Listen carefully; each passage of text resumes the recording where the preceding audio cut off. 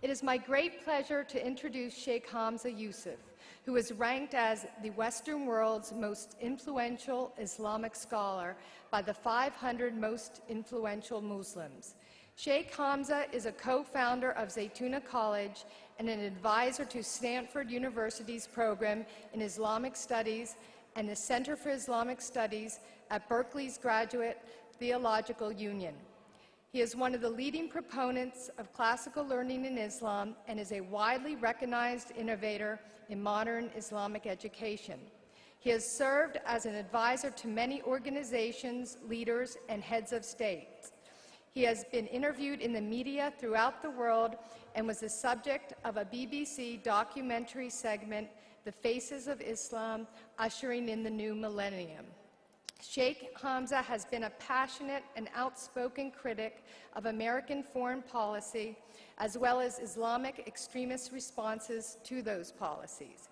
He has drawn criticism from both the extreme right in the West and Muslim extremists in the East. He has authored numerous articles and research papers. His published books include, among others, Purification of the Heart, Agenda to Change Our Condition, and The Prayer of the Oppressed. Shaykh Hamza will be speaking on United We Stand, One Destiny.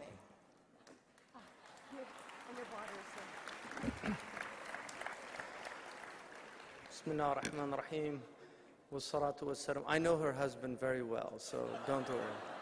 Alhamdulillah. He's a friend of mine. Bismillah ar-Rahman ar-Rahim. Wassalatu wassalamu ala Sayyidina Muhammad wa ala alihi wa sahbihi wa sallam tasliman kathira. ولا حول ولا قوة إلا بالله العلي العظيم. Alhamdulillah, the problem with being at the end of a long day is that people, one, are tired because there's been a lot of speechifying and talking, and so the mind begins to wander. People are thinking about dinner and other things, but this is my fate today, is to be here. And I want to say a lot of what's been said were thoughts that were in my mind. So people articulated a lot of my own feelings. Certainly Dr. Jackson and Tariq Ramadan, also Dr. Ramadan's points about standing up for truth and recognizing that the us and them dichotomy is what can be referred to as a false dichotomy, to put you into these us and them categories and say, oh, we have to be either you're with us or you're against us. There are other options on the table. So I was asked to talk about where are we going, which is one of my favorite questions because it's a Quranic question, فَأَيْنَ تَذْهَبُونَ.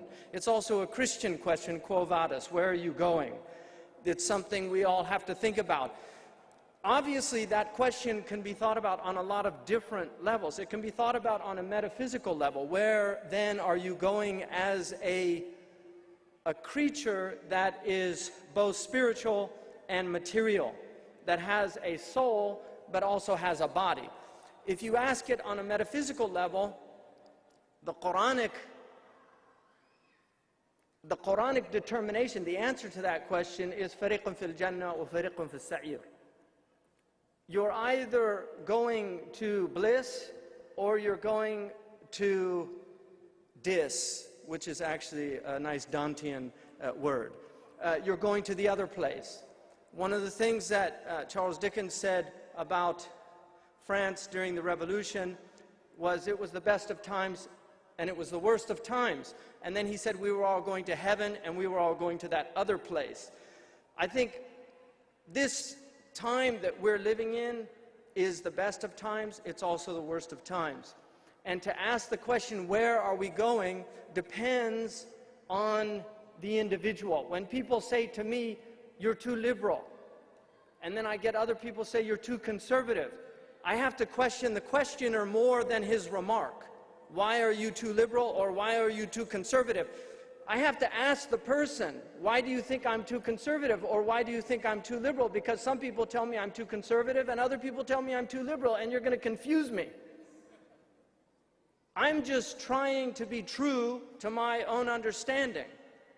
And if you blame me for that or challenge what's in my heart, you can't challenge what's in my heart because by the grace of God, only God knows what's in the heart. Even the devil doesn't know what's in your heart. So when we ask the question, where are we going, we can ask it at a metaphysical level, but I want to look at where are we going at the level of being in finite bodies in this world, not the afterlife, because none of us can answer that question. As Muslims, I know that there's certain strains of Christianity that will say, we're definitely going to heaven, and they're all going to hell. And I've actually read in one Christian book about Islam, he said one of the worst things about Islam is they actually don't know whether they're going to heaven or not. Ask any Muslim, are you absolutely 100% sure you're going to heaven? And they'll say, I'm not. And they say, but thank God, because we're Christians, we know we're going to heaven. That's a different way of looking at where you're going. In terms of this country and where we are today, in some ways, we're so much better than we have ever been as a nation. Let me give you one example. African Americans, most of the African Americans in the United States today have ancestors that were brought to this country in chains. And this was not seen as something wrong or immoral, except by a very small group of British people and American, mostly Unitarians. There were pamphlets written by Jews, by Christians, not only justifying that black people were the accursed descendants of Ham, and therefore this was their fate, but that the Bible justified the conditions of slavery in the United States. That was not that long ago, people. In the 1950s, when Eisenhower was president, African Americans could not drink from the same drinking fountains as white people in many states in this country. It's hard for people here to imagine that, but there are people here that are alive today that don't know the history of this country. That's not old history, it's recent history. That most people of color in the United States of America 50 years ago had the option of being a janitor, a night watchman, a maid, a servant. These were the options. That is no longer the case. There is a man of color in the White House that was white for over 200 years. That house was white for over 200 years. So things have changed. To deny that change in this country, those positive changes, is to deny an aspect of America that is very important. So from that perspective, things are much better. That's just one example, and I could give many other examples. But from other aspects of the United States, there are very troubling signs going on in this country right now. Let me give you an example. In the FBI, they issue certain guidelines for determining extremists. One of the recent guidelines was if they talk too much about restoring the U.S. Constitution, that's considered extremism or a sign of extremism, because there are certain peoples in this country that are very troubled by a lot of the rights in the Constitution and aspects of the Constitution that have been trampled upon. They're very troubled. The right to be free of illegal search and seizure without probable cause. The fact that people can now be patted down. I was in an airport and my 6-year-old child, I almost went to blows because I've got a lot of Irish blood. And I was in an airport and this guy wanted to pat my 6-year-old child down. And I told him, you're not laying your hand on that boy. And if you do, you better get your taser out. I'm telling you the truth. And he got very offended. And I said, look, I actually wrote a paper on pornography in this country, and I know the statistics of pedophilia. And I'm not accusing you, but I don't know you. You are a stranger. And when I was a kid, my mother told me, watch out for strangers. So I don't want you touching my child. Now, if you want to bring a lady out here If she has to check a 6-year-old boy, then I'll let you, because statistics show women don't molest little kids. They might aid and abet a molester, but they don't do it, because that humanity is still intact. For me, that is a complete, gross, and egregious trampling of my right as a parent to protect my child.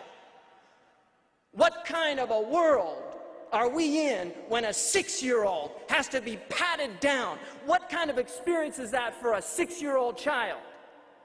People don't think about these things, but this is the world they're growing up in. When I was a young boy, the whole family went to the gate in the airport. You remember that, Imam Qasim? Imam Zayd? Imam Siraj? That was the America we grew up in. You went to the gate to see your family off. There was no, you didn't have to stand in front of a machine that was going to basically undress you for some stranger to look at you. Now, let me give you an example of the problem of wealth in this country. I was with a group of very wealthy Saudi Arabians, and we went to a private airport in the United States of America not that long ago. This was a few years ago. We got onto a private jet. Our baggage had no check. We didn't have to put them through any machines or anything. We just got on the plane. And I'm thinking, here's Saudi Arabians, because they have a lot of money, they can hire private jets, and they don't have to go through any of this security. What does that say about our country? What does that say about our country? We have so many contradictions in the United States, and until we as a people start dealing with the contradictions of this country, the disparities between the powerful and the powerless, between the enfranchised and the disenfranchised, between the rich and the poor, until we start really looking at who we are as a people, we are not dealing with reality. We're living in bubbles, and those bubbles will eventually burst, like they've bursted in places like Syria. Gaddafi now, he's watching television, and he's saying, who are these people ripping up my picture? They love me, my people love me. Because every time he went out, Zanga Zanga, every time he went out, they would all clap, Gaddafi, Gaddafi, and he's just eating it up. They love me. And then he had around him all these people saying, Wallahi yuhibbuka, al-akh al-qa'id, yuhibbuka, al-shab yuhibbuka. You see, this is the delusional state. Bashar Assad is in this delusional state. They don't understand what happened. Hosni Mubarak was surrounded by people. Wallahi yuhibbuka, Sha'b al-Masri. Awi jiddan yuhibbuk. And this is what and then he's shocked, he doesn't, and then he gets up, my people, opening his arms, thinking that they're gonna all go home. This is the delusional state that these people are in. We have people in power today that are in delusional states. When Barack Obama says that arugula, the price of arugula has gone way up. You see, this is a man he's living in a different world from somebody in East Oakland or South Central LA. He hasn't even visited any of these places. He's living in a different world, and he's surrounded by people living in different worlds. This sets up a situation that leads to revolution. If you read history, this denial of the suffering of common people, when you have bailouts in this country of hundreds of billions of dollars for private bankers, and individuals losing their houses because those private bankers tricked them. Now you look at this, because this is completely haram in Sharia, but let me give you an example. The FBI had recognized this long before 2008, because the FBI does good work as well. They do. They do good work in certain things, and in other things, they have problems. They're a human institution. But in something, Muslims, there's all these, horrible government and this and that. But when the house gets robbed, 911, can you send some police over as quick as possible? I've just been robbed. You see, people, this is human nature. These banksters what they did was they would have somebody go and they would say, oh, this house is worth $800,000. And it wasn't. It was worth maybe $400,000. And then they would loan a person the loan. They would loan them the money, $800,000. And then they would take several of these loans and they would put them in a package, securitized debt. And then they would sell this debt to the farmers, to the retirement of teachers' funds, to the firemen's funds, as AAA loans, even though they knew that these were subprime loans and that they were very, very susceptible to collapsing. But that's why, who cares if the same rating institution that downgraded the United States, those were the same rating institutions that were giving AAA loans to subprime securitized debt. The same institutions. You think I trust them? AAA, AA, single A, C, B, D, F, they've all failed us. They say too big to fail, but the reality of it is they were too big to jail because they're too powerful. This is the reality. But the average American is suffering and they're being told, you're the problem. You're the problem. Muslims are the problem. Oh, the boogeyman over here, it's all their fault. You see, this is what's going on this planet. This is what's going on. People are being hoodwinked. They're being fooled. And if you look, he says, you know, what is relevant for both Muslims and Americans in terms of where we're going? Muslims and Americans assumes already that there's some difference between Muslims and Americans. No, what is relevant for Muslims living in America, as well as the population at large? Because I'm an American. I'm as American as apple pie. I'm serious. I'm sweet too. But I am as American as apple pie. My ancestor on my mother's side, 1764. My Irish great-great-great-grandfather came here, fought in the Continental Army with Washington as a lieutenant. This is all, I can prove this. I can be a son of the American Revolution if I wanted. George Bush is also a member of that institution, so I haven't applied. Because, you know, it used to be a patriotic institution. But I'm as American as apple pie. 1838, my grandfather migrated to Philadelphia, up the river, coming into New York, going up. My grandfather on my mother's side, from her paternal side, 1896, Ellis Island. So the whole spectrum of experience is there.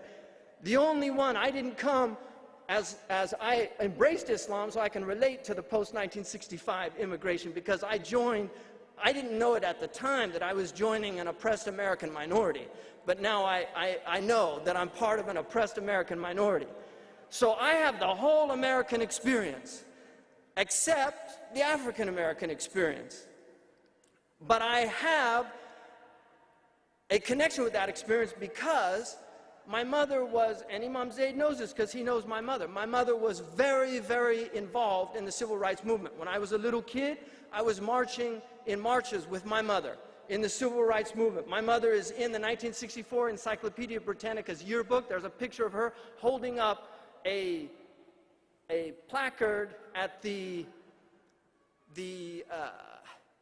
when the Republican convention was happening in San Francisco, and she was there. Everybody in the crowd is African American except my mother and my older sister. And she's holding up a placard that says civil rights is the issue. So that's the stock that I come from. My mother was involved. She followed the program. Civil rights, anti-war Vietnam, feminist rights, and then the environmental. She was in environmentalism in the late 60s. We were recycling in my house in the late 60s. So it's not new to me going green. My mother was green before people had a term for that.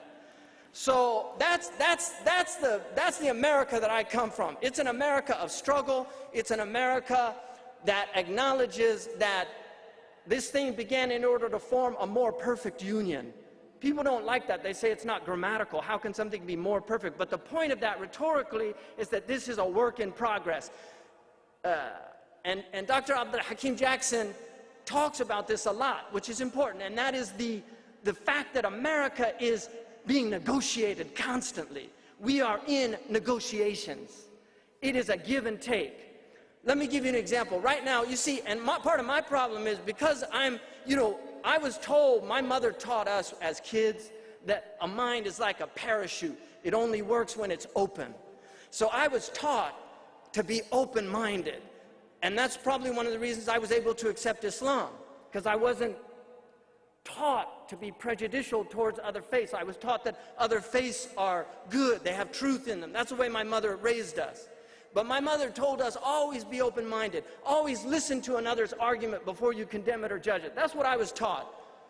So I read Noam Chomsky and I read Pat Buchanan.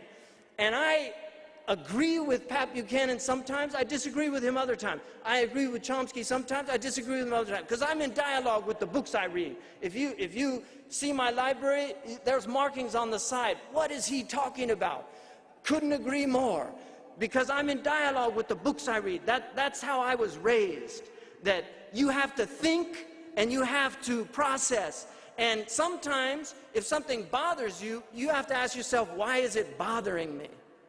Why is it bothering me? Because sometimes something bothers you because it's something you haven't dealt with inside yourself. You see, you don't like to hear it because it might be too true. Now, in the United States of America, we have a major problem in this country with how Americans are looking at terrorism. Just a few examples. When a man who was rational by all accounts, all of his friends said he was rational, he had an engineering degree, he was very intelligent, high IQ, had made a lot of money. When he flew his private plane into an IRS building and left a note as a political protest, this was an act of political protest, they said, this is a madman. But when Lieutenant or Captain Hassan kills the people down in, this is obviously a conspiracy. He was in contact with somebody in Yemen. He wasn't a madman. You see, this psychiatrist that was in the army. When a man in Northern Europe plans for 2 years to bomb a building in Oslo and then kill all of these multiculturalists,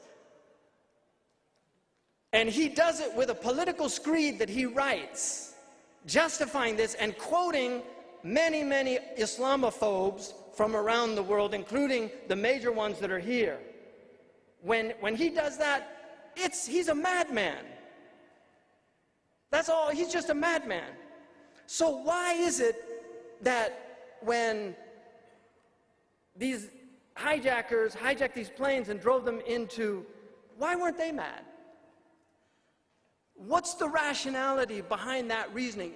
Either they're all terrorists or they're all madmen. But let's have a standard that is based on some kind of rational criterion. Because from my perspective, it's madness. We're living in a time, one of the Arab poets said, إِنَّ لَفِي زَمَنٍ لِفَرْطِ شُذُوذِهِ مَنْ لَيْسَ يُجَنَّنُهُ فَلَيْسَ بِعَاقِلِهِ. We're living in a time that's so extreme that if it doesn't drive you mad, you're not sane. If it doesn't drive you mad, you're not sane.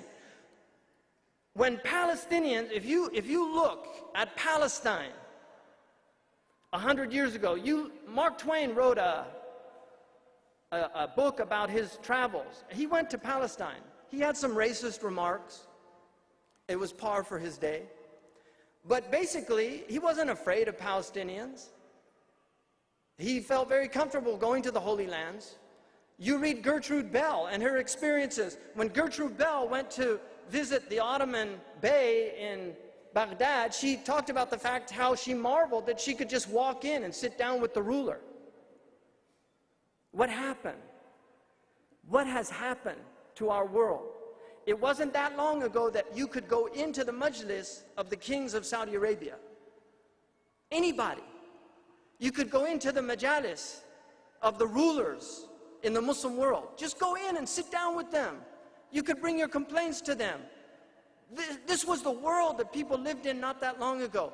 In the United States of America, when Andrew Jackson won the presidency, he opened up the White House. Anybody could come in.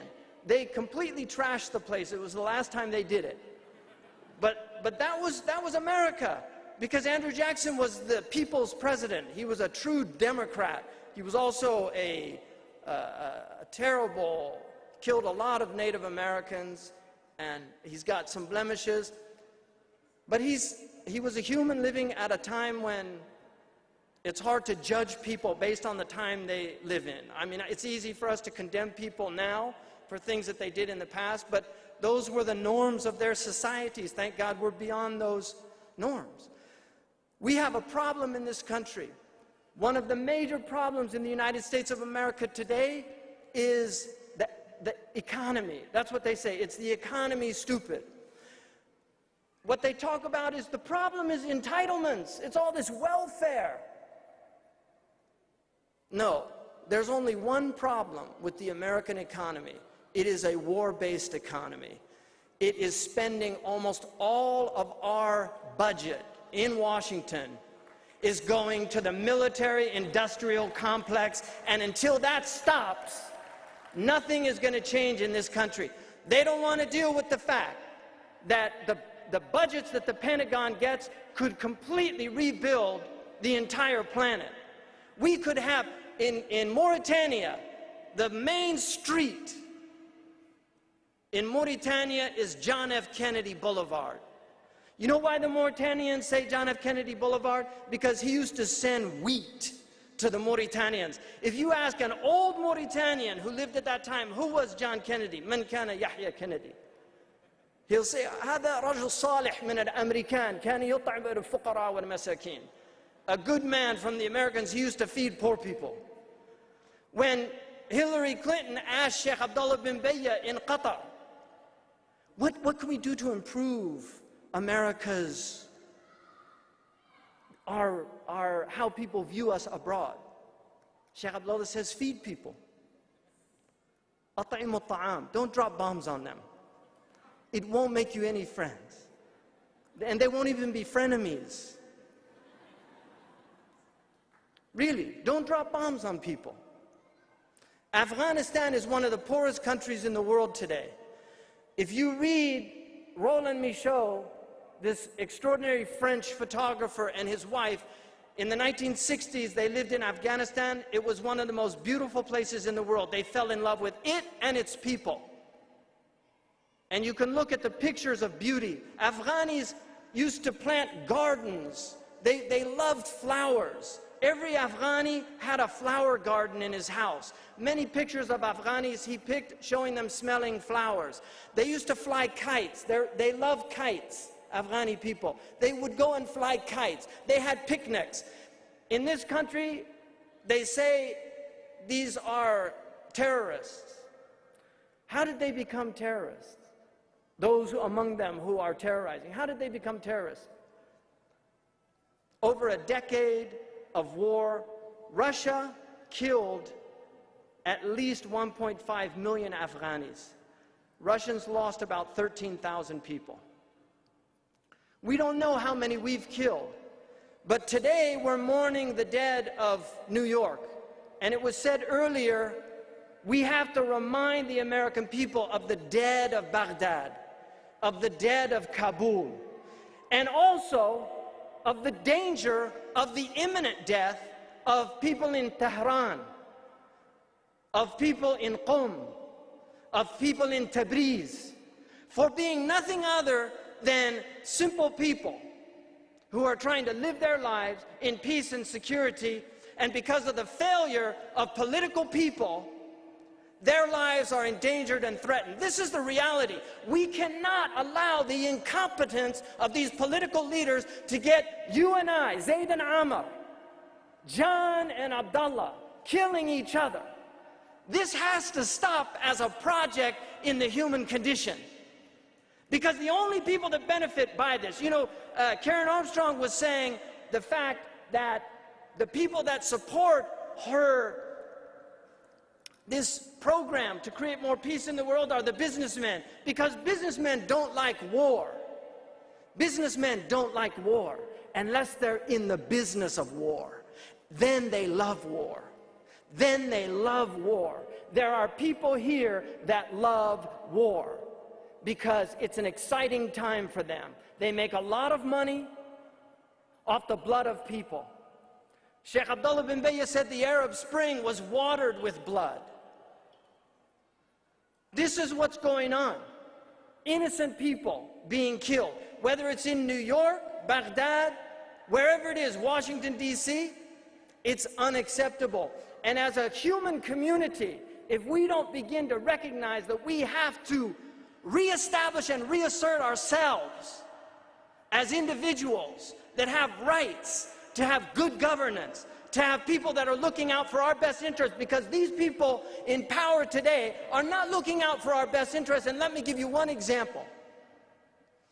In an extraordinary study called the China Study of Nutrition, 20 years with top experts from Princeton, from Oxford, that determined that most of the diseases that are happening in the United States of America are directly related to the diets of the American people, and yet Americans are lied to, that they need milk, that they need meat, that they need all these things. Fat and sugar, if you give it to rats, they will die because they can't stop consuming it. Umar ibn al-Khattab in the Muwatta of Imam Malik said, إِيَّاكُمْ وَاللَّحْمِ فَإِنَّ لَهُ الضَّرَاوَةَ كَضَّرَاوَةِ الْخَمَرِ.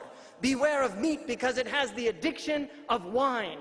You can become addicted to meat. It's harmful for you if you consume too much meat.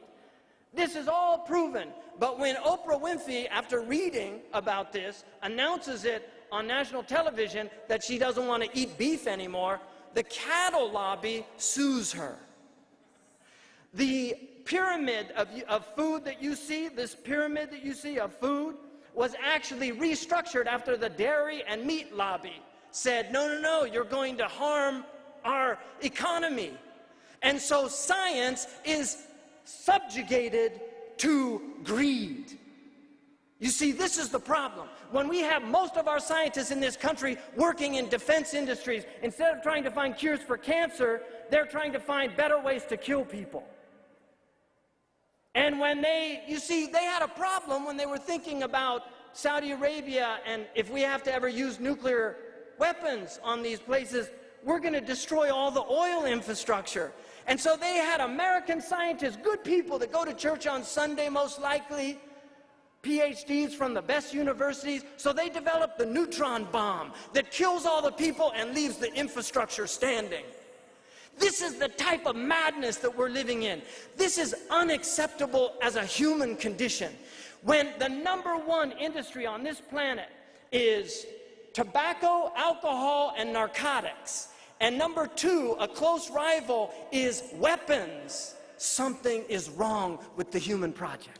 Something is seriously wrong with the human project. There are two questions to ask. Why do we need all these weapons? When most of us, I don't have any problem with you, you don't have any problem with me. If you want to know why people get aggressive against you, disrespect them. In the ghettos in Washington, D.C., there's people that carry around guns. You know what they really want? They want respect. Because if you pull out a gun, you suddenly have an incredible amount of respect coming from the person on the other end. He respects you.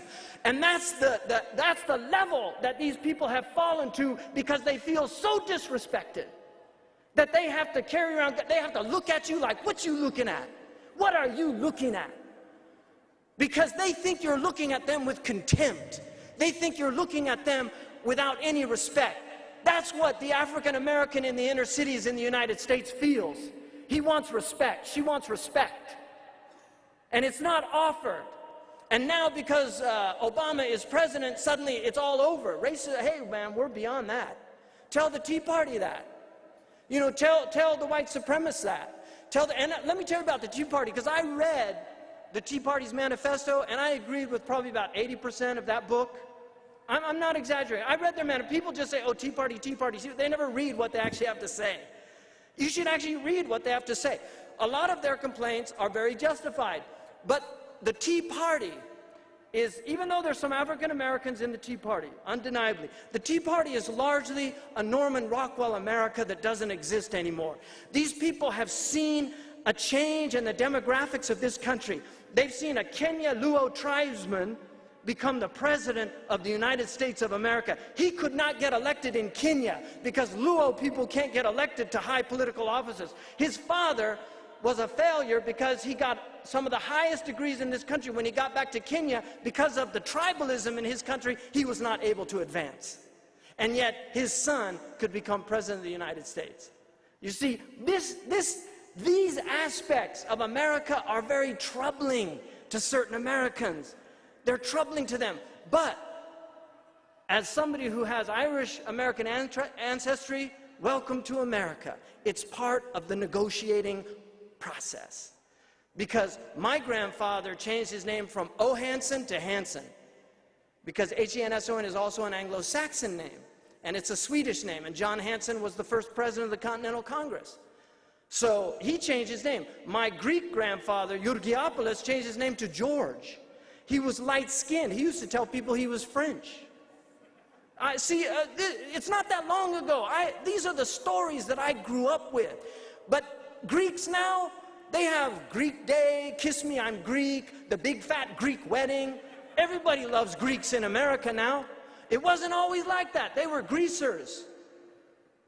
Seriously, they were greasers. John Esposito could go on all night telling you about the Italian Americans, and they're still struggling with the Sopranos. They're still struggling with that stereotype. I mean, when I listen to John, I love John, he's brilliant, he's great, but I keep hearing the Mafia Don. Make him an offer he can't refuse. And to end on the Mafia Don, America is in danger of becoming a Mafia Don. This is not the America that I grew up in. When Dick Cheney can go around this country selling his book, and people aren't literally spitting on him for what he did to this country. I'm serious.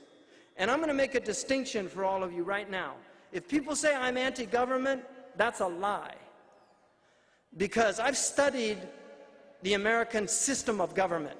In America, we differentiate between government and administration. The government is the Constitution of the United States, it's the Congress, it's the Senate, it's a judiciary system. We have checks and balances that are made to protect we the people. But administrations can manipulate, can abuse, can do things that are wrong. And the only way that we can change that in this system of civil governments is by voting in different people. And I'm hoping that that's still a possibility, to see a real change in this country. But this country is polarized, it's in a very precarious situation, and the economy is incredibly fragile. It is incredibly fragile. Many of the jobs that are gone will never come back again. Americans are going to have to think of new ways of making livelihoods. They're going to have to go back to the creativity of the 19th century. It's a new America, and Muslims are part of that America. We've been here from the beginning. We're not going anywhere. We're here to stay, and Americans in this country, and I really mean this, we're part of the family. We're part of the intellectual family of European and American intellectual tradition. They use Arabic numerals when they learn their mathematics, just to remind them, if they don't know, where those numerals came from. They came from Spain, via Morocco, via Egypt, via Iraq, via India. That's how they came. When they look up at the night sky, they see Betelgeuse, Ibtal Jawza. They see Dabaran, Ad-Dabaran. They see Al-Tayr, At-Tayr. They see the remnants of Muslim discoveries. When they study astronomy in American universities, they learn Arabic names to think about those stars, because we are part of the intellectual tradition. When they study, my son is studying algebra right now. Al-Jabr wal-Muqabala. It's forced upon them.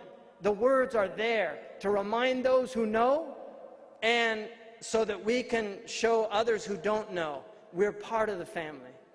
We're part of the intellectual, spiritual, emotional, physical, psychological fabric of human existence. We are 1/4 of this planet, and we're not going anywhere. Zbigniew Brzezinski said, it's easier to kill 1 million people today than to control 1 million people. In the past, it was easier to control 1 million people than to kill 1 million people. If having to kill 1 million people is the only way, we should end the human project right now. Drink the Kool-Aid, get it over with. This is totally, completely unacceptable. Stop thinking about controlling people. That's the problem. Learn how to work with one another. تعاونوا على البر والتقوى. Come together. That verse was about all of us coming together. That verse was revealed about the people of Mecca who weren't Muslims. Work together in what's good. تعاونوا على البر والتقوى. Work together. This is what we have to do as a people. We have incredible challenges. Incredible challenges. But this country is a creative country. It has risen to the occasion many times before. And I'm hoping, because hope springs eternal. Hope is a bird with feathers that perches in the soul. I'm a hopeful person. I've got 5 kids to make me extremely hopeful. This is my country. I love this country.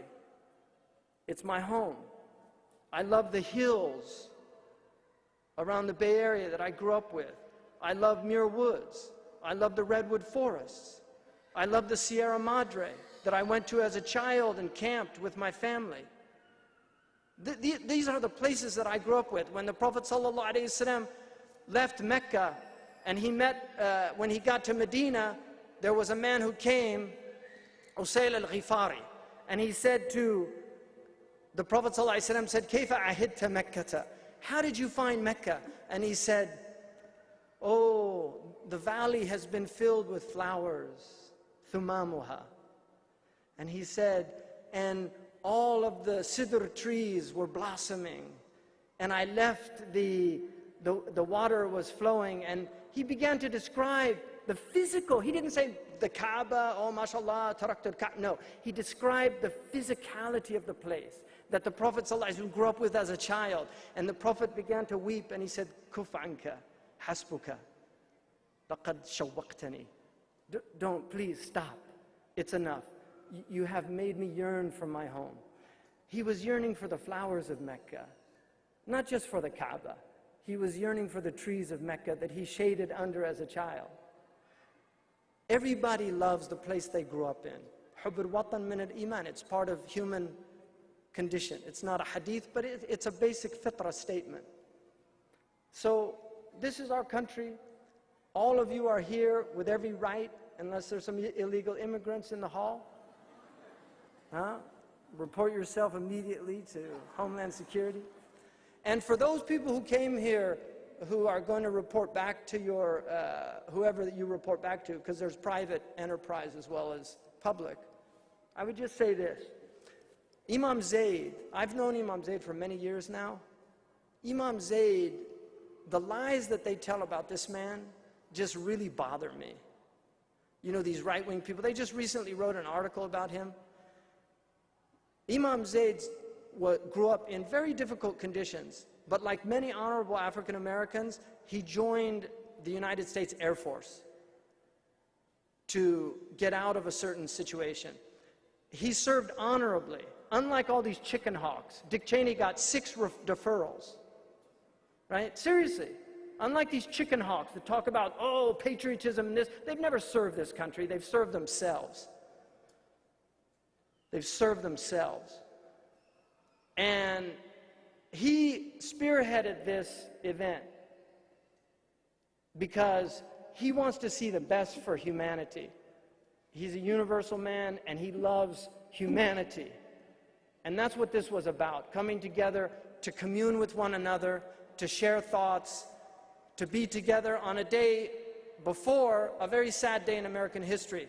But I want all of us to remember the evil that came out of the evil that occurred on September 11th as well. Remember all the dead Iraqis. Remember all the dead civilians in Afghanistan. Remember those people, because they're nameless people. We've got now a memorial with all the names of the people that died in New York and in Washington. Their names are known, but we'll never know the names. When I read the New York Times, it said 6 civilians were killed yesterday in Afghanistan. They don't say Zainab, Ghulam, or Bibi, Mujaddidi, or they don't give the names. They're just nameless people. Nameless people. They're not nameless with God. Assalamu alaikum.